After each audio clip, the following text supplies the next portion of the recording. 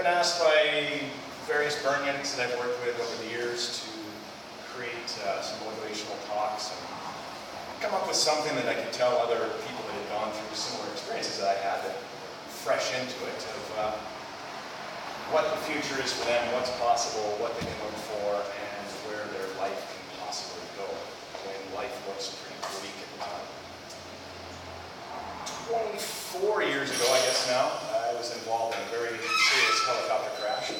I was fairly severely burnt to my face, neck, and wrists. Spent a month in the burn unit in Calgary. And during that time, went through about 4 years of rehab of wearing a full plastic face mask for scar rehab. Where at night time I'd wear a nylon stocking to keep pressure on the scars, to rehab the scars so they didn't come back as mangled and disfigured, and it actually re-straightened my nose as well. During that time, originally I'd burnt my nose and my ears so badly that they were burnt charcoal solid. And the doctors at the time told me that the nose and ears were going to fall off and they'd rebuild the new ones, and that's where we'd go. And I said, no, actually guys, I'm going to keep my nose and my ear, thank you very much. Over the next few weeks, they brought the psychologists in and the therapists in to help me deal with my problems and why I wasn't coming to grips with the fact that my nose and ear were going to fall off. And I told them all that I was do just fine. I think I'll regrow my nose and my ear. And after a few weeks, the doctors actually started to believe a little bit in me because my nose and ear weren't falling off. The tissue was regrowing and some of it was coming back. And they just kept telling me, no, that you got to get used to this, it's going to happen. And I said, no, I'll keep it. He said, it's not possible. You burnt it so badly, it's impossible. It will fall off. And through that time, it was quite an emotional experience in my life, but went through quite a few things, and I'll show you a few pictures here of what a few of those years looked like. This was a few minutes after. I was involved in a helicopter crash. I think the flames are actually out of my head there, but this is me over here with a burning wreck in the background. You can probably look at it better on the computer after to see. It's pretty graphic, but you can see my head wasn't not much left there at the point. And of all things, that was the right side of my face that in the picture, and that side got burnt less than the left side.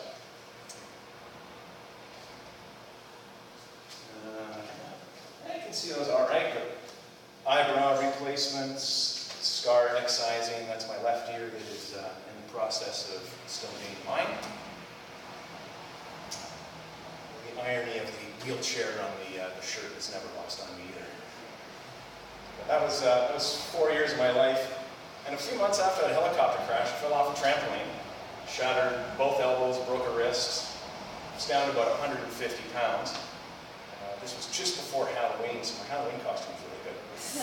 But I was pretty much not much left. That was the bottom point of life, and I think most things that I think of are an elevation above that. So that's me. That's a very big portion of my life when I was 20 years old, and I wore that plastic face mask 24 hours a day for 4 years. They originally said 1 year, and they kept pushing it another year, another year, another year. Yeah, just what you get used to. Then I discovered the sport of barefoot water skiing. I was about 23, I discovered that. And it's an addiction like no other. I had no idea. I started doing that, and I told my friends, man, this is me, this is my life. I'm going to be world champion, no doubt about this. And they all said, Don, you're 25 to 30 years old. You're almost in the masters category. You're too old for this. It's a young kid sport. You can't do that. That's impossible. And these things kept coming up over and over. And for a while, I think I was the only guy in my life that believed I could do anything. And they said, no, Don, this sport's too abusive. You can't do it. So I'll give you a little video clip here of a few pieces. Hit the back arrow.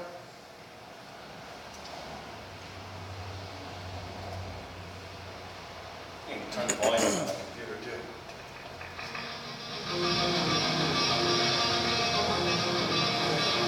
Most of this stuff's 45 to 46 miles an hour. Margin for error. A lot of this stuff's in the summer. A lot of it's over the last few years.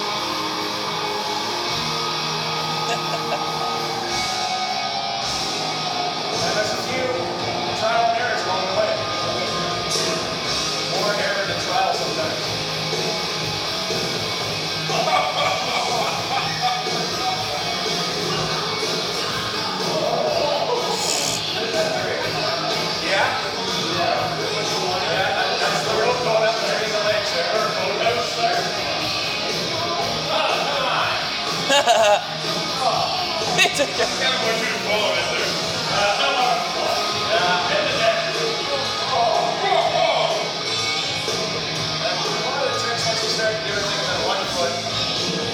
Difficulty level was up about 100-fold.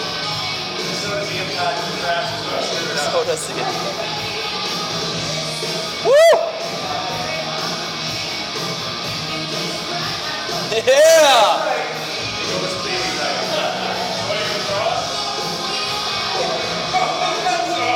That's speed. Past the boat? Yeah. And that's a big, big piece of my life for a long time, still is.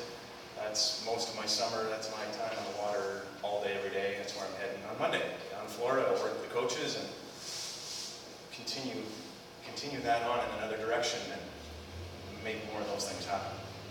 Hopefully fall less. So when you're 25, you said you do road checking? I kept telling people that, and I kept saying, this is the direction I'm going, this is where I'm gonna go. And everybody said, yeah, nice dream, buddy, hit the road. Well, anyway, a few years later, I discovered this thing called the death race. You can check it out on the computer, youmaydie.com. It is the most random of races of all time. You don't know what you're gonna do. You get given a gear list. You get given a start location. The time, cryptic, you barely even find that out. It could be a random window of an 8-hour period of when the actual start is. You don't know what you're doing. You don't know how long it's going to take. You don't know how far you're going to go. You don't know where or when the finish is. You're given no information. You just know that it's going to be hard. It's unfair. There's no aspect of this event that is consistent between two racers. The organizers kept telling me as I was going, Don, you want to win this? You're going to do 50% more work than anybody else. And I said, well, that's what it's got to be. That's what it's got to be. Horrible addiction. The first time I went in it was 24 hours, and I ended up 4th place in it. Carried 40 pounds of gear and a 50-pound log for the entire race. Some of the sections are a kilometer long, up a 45-degree hill, crawling under barbed wire in a tropical downpour, dragging your 40 pounds of gear and your 50-pound log, and it's 2 a.m. and you're 20-plus hours into it. And there's no assistance, there's no help. You have one support guy back in the base camp, and even that guy knows very little about what's happening. So you can hit spacebar one more time. And this last year, after about 12 hours in, we got our own rock. So there's my 40-pound rock. He traveled with me for the next 80-plus miles, covering for the next 60 hours. The only time I didn't have to carry him was when I swam. I swam for about 3 miles in the middle of the night. And I'll get a little video clip here that will show you a few of the things, some GoPro stuff along the way, some other footage from another story that was done on me. And I think it gives a pretty good description of what this race is all about. It's 4 days of agonizing torture. For cowards, and sleeping is only for the weak. Yourself or human being can do really well when they know the rules. And when you don't know, it drives you crazy. People can't deal with that. They quit for that reason. They quit because of the unknown. And this is what they move on to. Part of this was a documentary done on 16 by 9 in which Solomon Racers have to chop the log into 12 pieces and carry it down the mountain.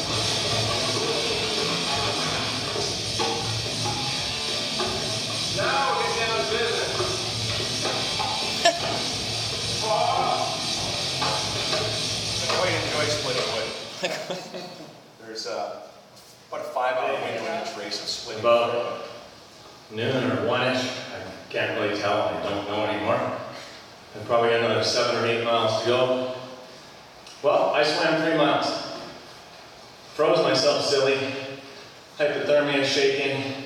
It's kind of stupid at the end of 45 hours to go swim 3 miles, but it's done. And now I'm off back to wherever it is I'm going. Took a small break in my running. I have no idea how far behind I am. And time to go catch the boys here.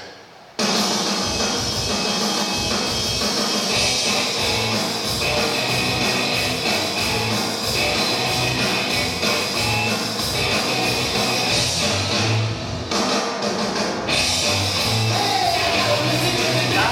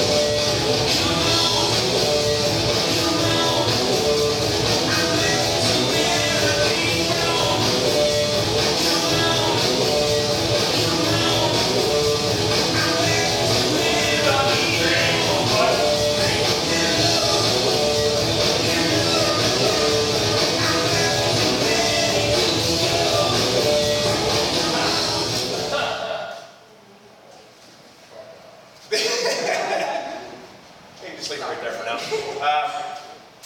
So at the end of all that, I'm standing here today and I'm trying to figure out things to tell other people that have gone through similar issues that I have in life and have been told that certain things are impossible. Well, today I still have my nose in my ear.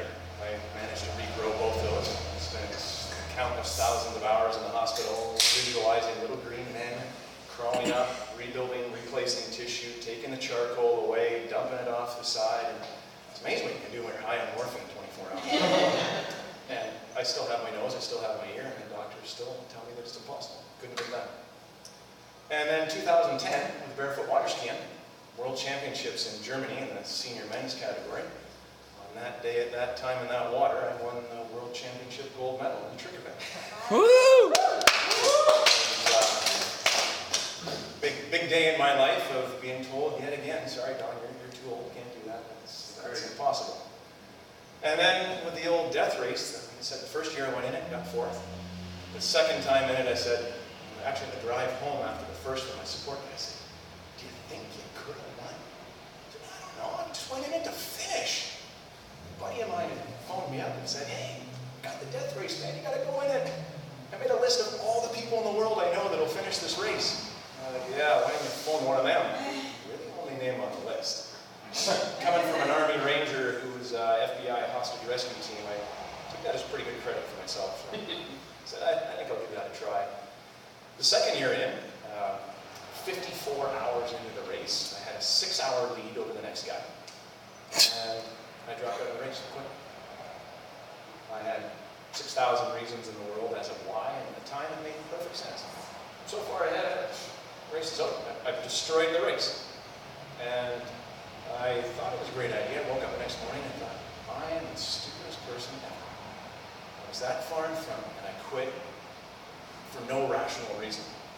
So it was 364 days later that I got the chance to go back and I've been eating crow every day. And decided I'm going to go back and prove that wasn't a fluke. And myself and 2 other guys that I'd done other ridiculous, stupid events with. Stayed right with them the whole way. At one point, they had to swim the 2 miles. I got an extra mile. It was gambling theme that year. 2 mile swim, 54 hours in, spin the roulette wheel, and I get a 3rd mile swimming. My other buddies are off on the next 7 miles back to the farm. Hypothermic shaking, back in the water.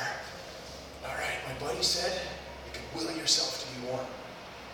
I gotta give that a try because I'm freezing right now. I'm gonna die if I swim a half mile out in this lake and back. And sure enough, half mile in, I'm purple again. I'm not white. I feel good. Stroked the last half mile in, taped all the blisters on the feet, and ran like hell back into town. And that's where I caught up doing the bunny hop, 1,000 vertical up the hill. And then with our rock and 40 pounds gear, it was 5 hours of sprinting to stay in front of this guy that thought he'd try to catch us. And yeah, last year I went and won that event. So it was a big recovery for me, and a big piece of, once again, realizing the impossible is entirely possible. Yeah, just depended on, to me, how bad you wanted it, and my entire life has been around, so far, making the impossible possible. And I always try to figure out how does that relate to anybody else in this world, and it's things like this. You go to tell anybody else what you're going to go do. You're going to do 24 ridiculous workouts in 24 hours. You're not going to sleep, and they go, dude, that's impossible.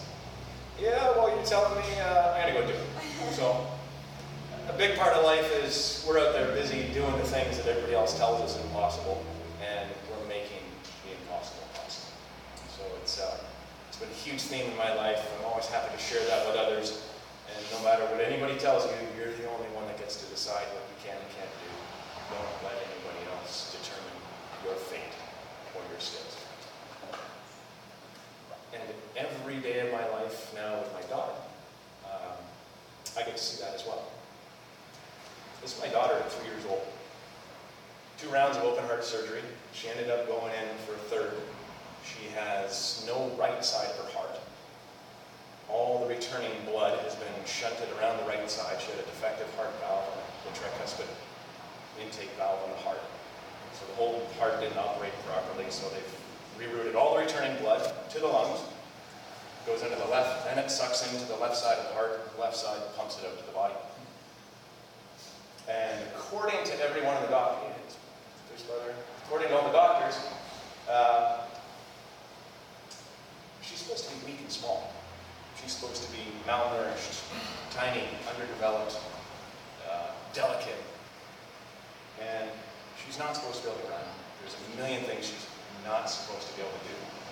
And my wife and I decided very early on that if that was going to happen, it was going to happen, but it wasn't going to happen due to lack of exercise and lack of eating well. And this is my daughter now. She's a dirt biker. Nice. 9 years old, hops on the dirt bike, rips around. She's a little cautious over the jumps, but we're working on that part. She's the biggest kid in her class by a far margin, tallest, slim, muscular shoulders, swings across the monkey bars all day long.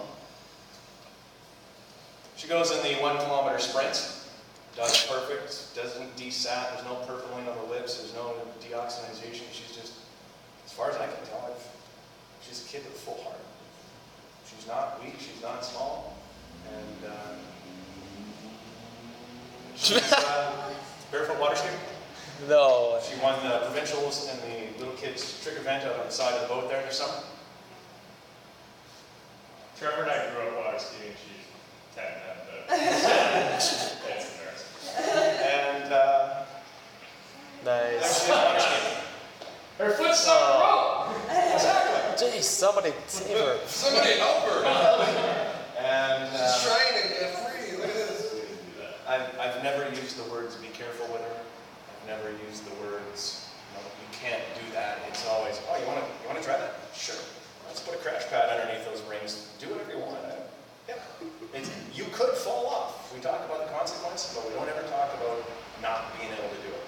And it's pretty impressive when you watch kids that grow up with the chance to fail.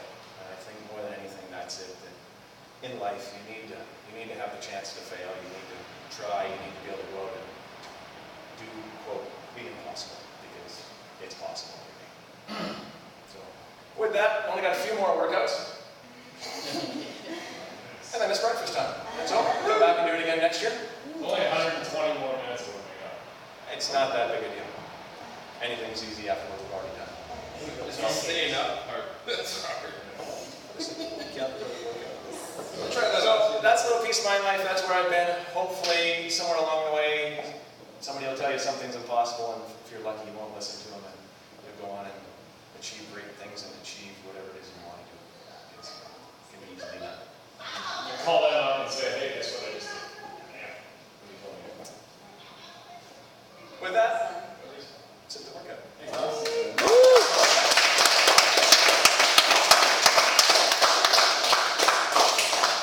And I'm here for the rest of the night. If you guys have any questions, you want to know any things about all this, I'm happy to talk about it. I can show you the other pictures on there. It's a great piece of my life.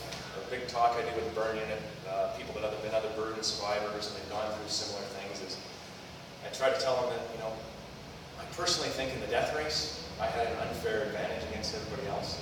That what I had gone through in life made that race actually seem pretty easy. I'd gone through things that were relevant scenario, not that big a deal. They said, oh, you're not sleeping for 3 days.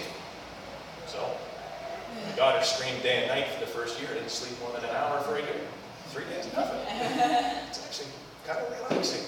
I'm out in the woods, I'm all on my own, turn the headlamp off, walk by moonlight. People are out there suffering and it's miserable. I thought, man, I'm having a great time out here. This is quite an enjoyable experience out in the mountains alone. Stars are out at times. So I tried to word it as, that's been a piece of my life. It's developed who I am. It's taught me a lot of very valuable things. It's taught me a lot about reading people. 4 years of wearing a goofy-ass plastic face mask, and you get some pretty interesting looks along the way. It's pretty wild questions. And little kids are the best. They come up, dude, what happened? Well, get down to their level. Don't play with matches, kid.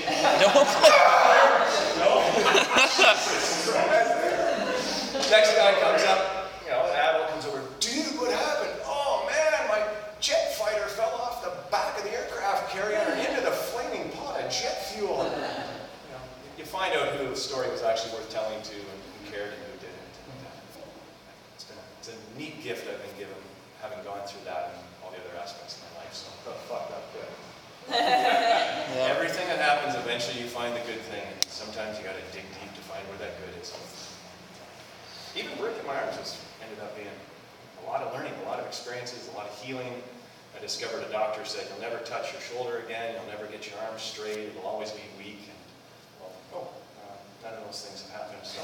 But I just found Yeah, you doubled me in the workout. So, yeah, believe what you want to believe. And it's possible. do what you want to do, it's going to take a while. Awesome. Yeah, it's not. I was going to quit, but